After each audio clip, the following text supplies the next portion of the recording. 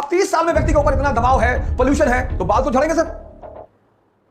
अब बाल अगर झड़ रहे हैं और स्ट्रेस उसका कारण है, दबाव उसका कारण है, प्रेशर उसका कारण है, और जबरदस्त शैंपू है सर, 6 महीने में पूरा बाल ही साफ कर देगा। जबरदस्त शैंपू सर।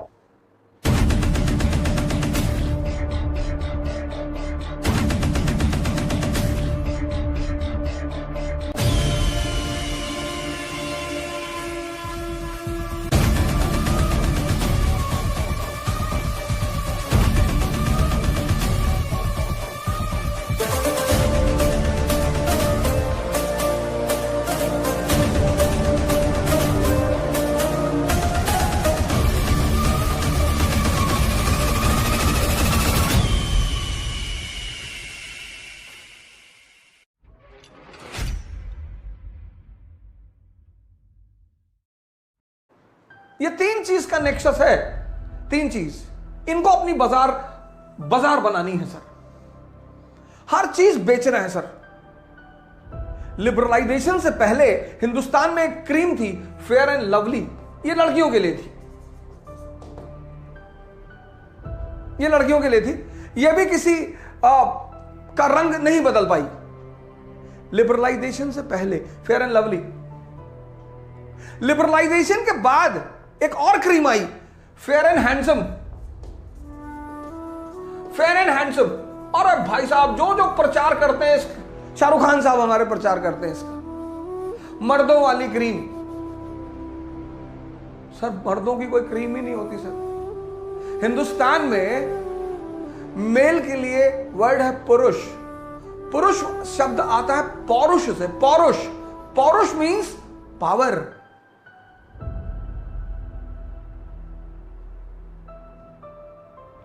पुरुष के पास शक्ति चाहिए, शक्ति, क्रीम नहीं चाहिए। और तुम्हारी ये क्रीम अगर इतनी ही अच्छी, ये लिबरलाइजेशन की क्रीम है सर, ये लिबरलाइजेशन की। लिबरलाइजेशन के कुछ प्रोडक्ट मैं आपको बताता हूं, इन्होंने देखिए कैसे ऐड किया।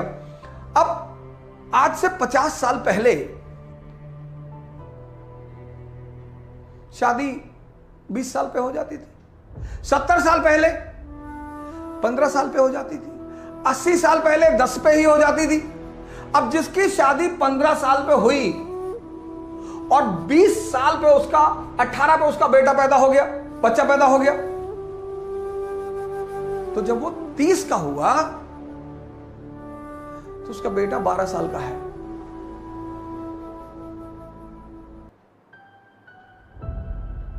और जब वो 35 का हुआ तो उसका बेटा 17 साल का है। उसको बाल की चिंता ही नहीं है। आज 30 साल तक लोगों की शादी नहीं हो रही है। 25 में वो कहते हैं चाइल्ड मैरिज हो रही है। अगर 25 में किसी की शादी हो तो कह रहे हैं ये तो बाल विवाह है, 25 में कौन शादी करता है, तो 30 साल में शादी हो रही है। अब 30 साल में व्यक्ति के ऊपर इतना दबाव है, पोल्यूशन है, तो बाल तो झड़ेंगे सर। अब बाल अगर झड़ रहे हैं और स्ट्रेस उसका कारण है, दबाव उसका कारण है, प्रेशर उसका कारण है, चुनौतियां उसका कारण है,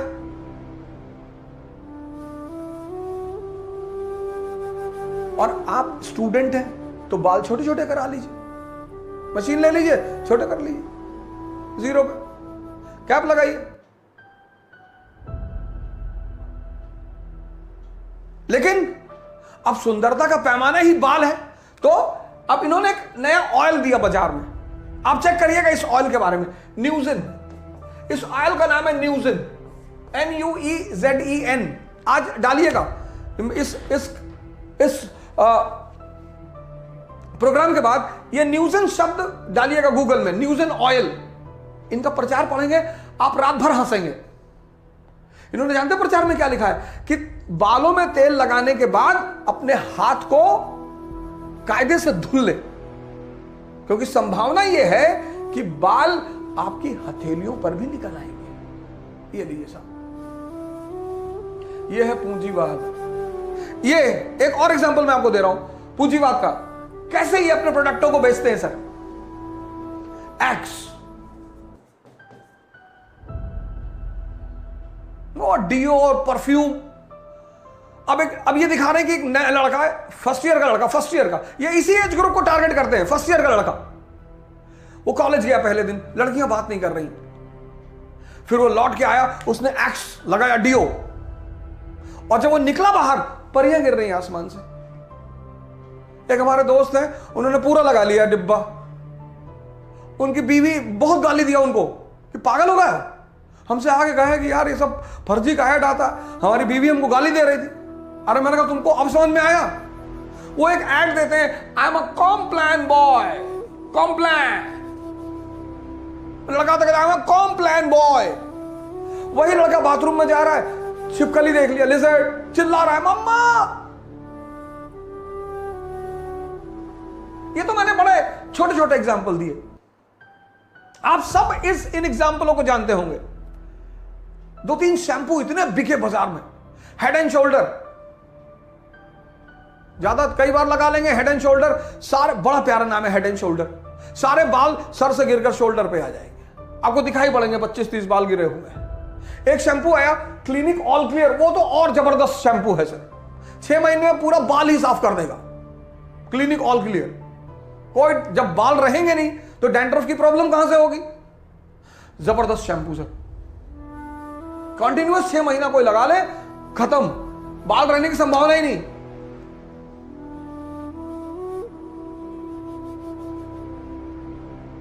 सर ये कैपिटलिज्म, इसको हर चीज बेचनी है सर, हर चीज, इसको जिंदगी बेचनी है, इसको मौत बेच, इसको हर चीज बेचना है। इसीलिए ये मुसलमानों से बड़ी मुद्दों पे बड़ी नफरत करते हैं। तो मुसलमान औरतें बुर्का पहनती, अब उनकी मर्जी है, वो पहने ना पहने, उससे हमें क्या लेना देना, कोई कुछ भी पहने, हम कौन होते हैं किसी की बुराई करने वाले? अच्छा है पहनती है, उनकी मर्जी, वो पहने। ये बुराई करते हैं मुस्लिम वुमेन एक्सप्लॉइटेशन, कोई एक्सप्लॉइटेशन नहीं सर, उनकी मर्जी है, वो पहन रही है। लेकिन अगर मुस्लिम वुमेन बुर्का पहनेगी तो इनकी कॉस्मेटिक इंडस्ट्री पे प्रहार होगा सर। और कॉस्मेटिक इंडस्ट्री का सबसे बड़ा केंद्र कौन? फ्रांस। इसीलिए फ्रांस ने बुर्के पे बैन लगाया। नारा किसका दिया? लिबर्टी का। कॉस्मेटिक इंडस्ट्री का सबसे बड़ा नेशन कौन? फ्रांस। कभी आपने गौर किया कि फ्रांस ने बुर्के पे बैन क्यों लगाया? लिबर्टी का नारा दिया, लिबर्टी का, कि मुसलमान औरतें एक्सप्लॉइट हो रही। सर जी, वो उनकी मर्जी है, वो अपनी मर्जी से पहने, बहुत अच्छा, वो अपनी मर्जी से ना पहने, बहुत अच्छा, हमें उस पर कमेंट करने की कोई जरूरत नहीं है।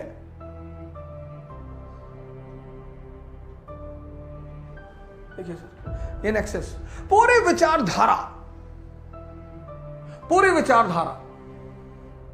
पिछले 30 साल में, पूरी विचारधारा। आयुर्वेद तो बहुत लोग हमारे देश में जानते ही नहीं। और आयुर्वेद में कब जाते हैं? मजबूरी में। और जब आप मजबूरी में कोई काम करते हैं, उस काम के सफल होने की संभावना 0 के बराबर भी नहीं होती।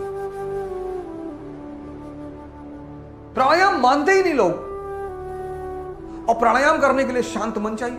मैंने ज्यादातर लोगों को प्राणायाम करते हुए जिनको देखा, उसमें से 90% किसी गंभीर रोग से परेशान थे। 90%, 10% स्वयं स्वेच्छा से आए। यह पूंजीवाद है सर, कैपिटलिज्म।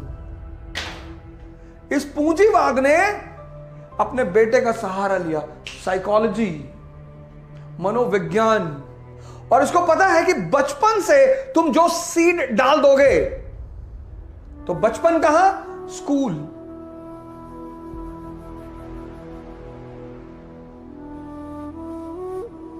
तो उन्होंने शिक्षा प्रणाली को पकड़ लिया। बाटी चोखा खाना बैकवर्ड की निशानी हो गई इंडिया में आज। धोती कुर्ता पहनना गांवपन की निशानी हो गई।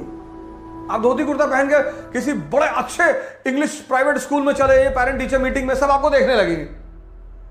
Your father is from village, your father is from village. आप देखिए क्या क्या चीजें डेवलप कर दी लोगों ने। आप कभी गौर करिए इन चीजों पे। इतना मजाक उड़ाया हिंदुस्तानी संतों का सीरियल में, टेलीविजन में, कि जो लोग, जो समाज संतों को देखकर सम्मान में खड़ा हो जाता था, वो अब उनको देख के हंसता है। और ये सब साजिश के तहत हुआ। क्योंकि लोग अगर ध्यान करेंगे, शराब किसको बेचोगे? शराब 91 के बाद गली गली में, आज आप देखो हर मोहल्ले में 5 दुकान मिलेगी आपको। कौन पी रहा है? Stress, pressure. और ये सब इन लोगों ने किया शिक्षा को पकड़कर। ये देखिए सर, ये बहुत बड़ा नेक्सस सर, बहुत बड़ा। इसका मतलब हम पाश्चात्य एजुकेशन ना ले? बिल्कुल सर, एकदम लीजिए, एकदम लीजिए सर, एकदम वेस्टर्न हर वो चीज जो अच्छी है। यही एक दुनिया में एक देश है जापान, उसकी आप एजुकेशन पॉलिसी पढ़िए। 1867 1867 में जापान एक एजुकेशन पॉलिसी लेकर आया, उसको पढ़िए, आप हैरान हो जाएंगे सर। उस एजुकेशन पॉलिसी का जो पहला पॉइंट है वो क्या है? Compulsory education for boys and girls. सबको पढ़ाओ, लड़का को भी पढ़ाओ, लड़की को भी पढ़ाओ। English as a compulsory medium, क्योंकि उनको पता था कि सारी जो डेवलपमेंट हुई है पिछले 100 साल में वो अंग्रेजी भाषा में ही संकलित है, तो बच्चों को अंग्रेजी जानना बहुत जरूरी है।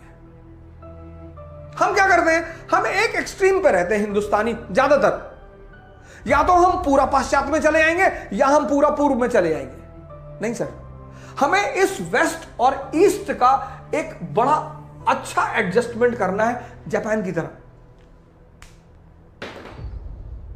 सर चीज किसी की भी हो, अगर अच्छी है उसे अडॉप्ट कर लीजिए, उसमें कोई कंडीशन मत रखिए कि अरे ये तो अंग्रेजों की है, ये मुसलमानों की है, ये हिंदुओं की है। नहीं सर,